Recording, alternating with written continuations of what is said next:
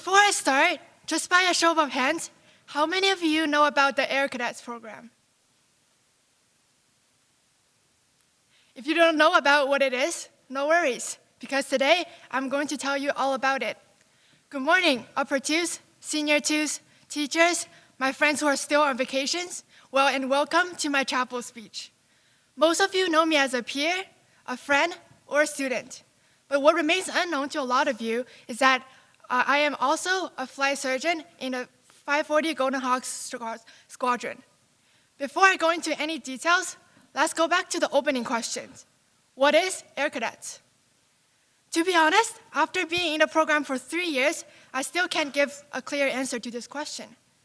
Officially, the Air Cadet program is a Canadian national youth program operated by the Canadian Department of Defense for people aged 12 to 18 with the aim to develop the attributes of good citizenship and leadership, promote physical fitness, and stimulate the interest of youth in air activities of the Canadian Forces. Like all official definitions, this doesn't really give you any information. And truthfully, the main reason for me to join in the first place is because I somehow thought it is like the Canadian version of SHIELD Academy from Marvel Comics, where they train special agents. So I thought, why not give it a try, right? Turned out, it's like nothing like what I imagined, as there are no high-tech gadgets and combat training. It was a bit disappointing at first, but then I learned tons of cool lessons and skills that are so much more valuable. There are many perks of the program, including getting a pilot license even before your driving lessons for free and going on paid summer training. But instead of you paying, you get at least $120 just by attending. But I'm not going to talk about all of them today because I can literally go on for days, and these benches are really not comfortable to sleep on. So instead, I am going to give some depth into 2 of my favorite activities of Air Cadets. The first one is survival. Before joining Air Cadets, I really am not an outdoor person because I don't enjoy weather that is too hot or too cold. But ever since I joined, I had the opportunity to build a shelter with only tarps and branches and sleep in it with 30 other people in freezing cold weather. To try and canoe through a muddy swamp, to go orienteering through the woods, to start a fire with only a battery and some steel wire, and to swim 500 meters while pulling a canoe because someone decided to tip over my canoe in the middle of the lake while no one is around. These experiences are not only fun, but also teaches me a lot of useful survival skills that will come in handy in case of emergency. And who knows, maybe someday, Walking Dead may not just be a TV show anymore. Moving on to the second and my favorite part of the program, the drill teams. You might start to think, wait, do you guys drill holes in sink or something? I had the same confusion when I heard about it 3 years ago. But when I learned that it is a competitive sports team with no running around or balls involved, I immediately decided that it is the team for me.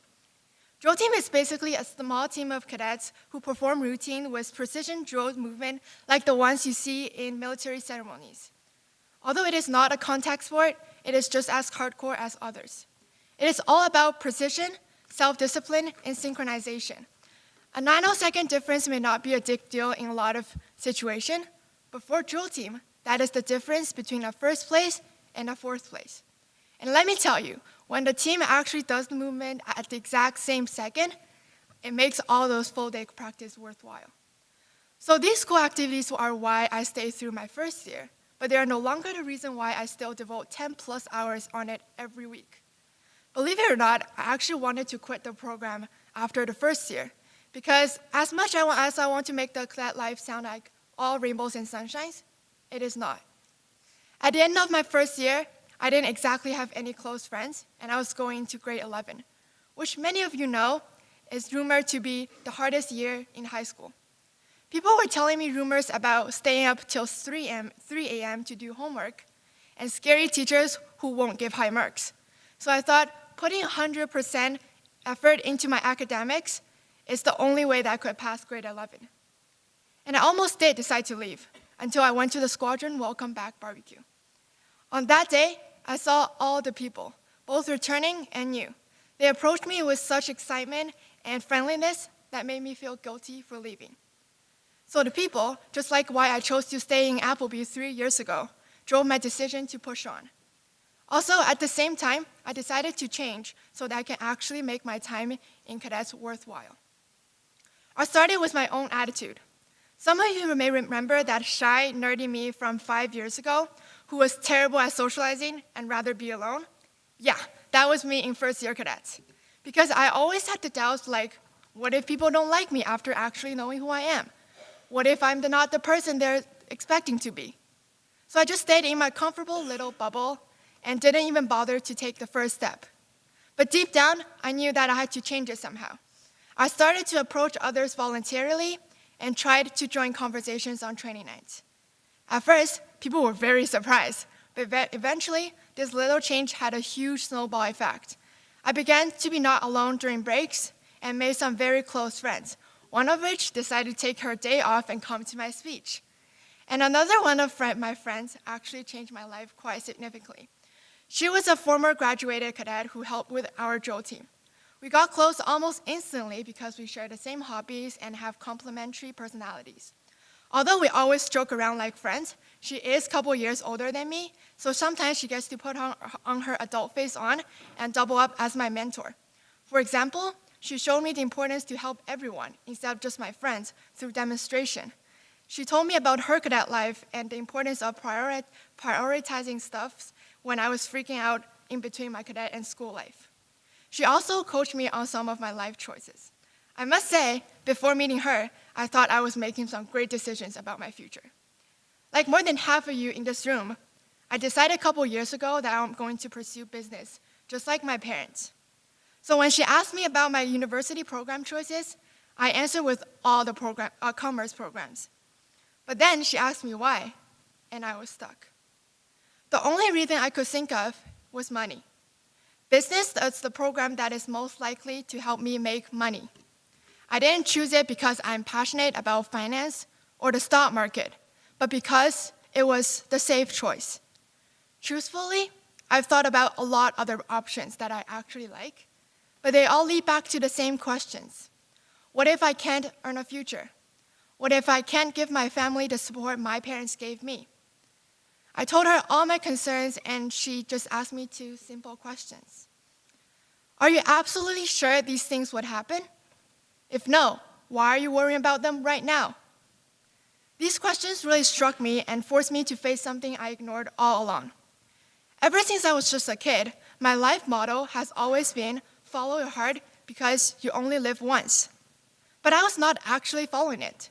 I was always strangled by all the what-if questions.